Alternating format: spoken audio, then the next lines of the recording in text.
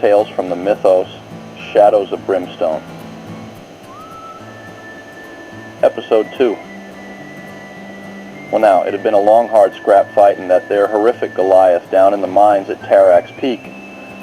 After we crawled out from that there hole, our gunslinger Carl up and declared he had some personal business to tend to and took off toward them canyons known as Devil's Fingers. Us other fellas, well, we set our sights on making our way to the nearest town, Wood's End. As we were hoofing it down that dusty trail, we came across a holy man, name of Preacher. Said he didn't much care for traveling solo, so we hitched up with our little posse. Now, as we were making our way, wouldn't you know it, we stumbled right into a mutant warlord, big as life and twice as ugly, perched on a fierce-looking armored beast, with his gang of grotesque outriders flanking him. This fella demanded a toll for crossing his land, or else we'd face his wrath. Marshall, knowing better than to stir up more trouble, forked over the toll. Bruce and Eagle, they managed to sneak on by without a peep, but poor old Preacher got nabbed. They beat him something fierce and dragged him behind that beast, then rolled him right over a cliff, down into the icy river below. We scurried down and fished him out quick as we could, but the man was changed. Weren't never going to be the same. At last, we rolled into Wood's End. We loaded up on supplies, bandages, and enough whiskey to keep our spirits from sagging. There was a train that chugged right through the town, and seeing as how Preacher was in a bad way, we figured the best thing would be to hop aboard that iron horse and ride it down to the South Plains, where that steel chariot was said to have fallen. Once there, we tiptoed into the vessel, still humming with some power, lights blinking and all.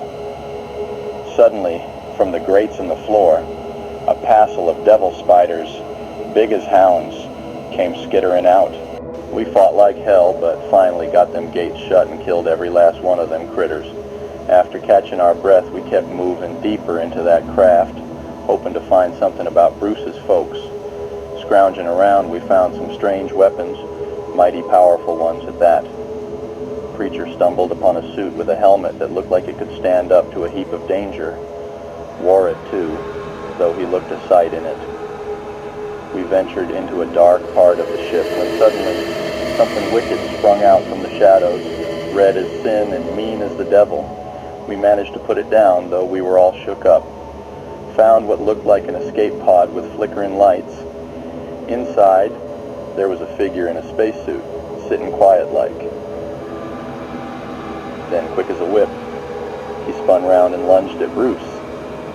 Inside that helmet was nothing but a skull, staring back at us. Bruce, with our help, managed to fend off that undead monster. We pressed on, nerves jangled, until we came to the back of the ship.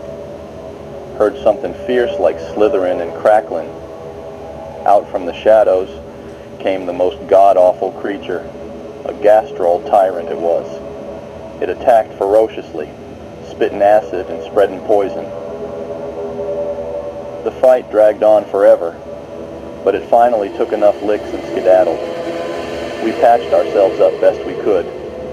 That's when Marshall spotted something on the ground, a book. It was the log we'd been searching for. Couldn't wait to crack it open, our hearts pounding with hope. But this place was too dangerous to linger, so we hightailed it out of that vessel. Back in the light, Bruce opened the book, tears welling up in his eyes. We all leaned in, anxious to hear.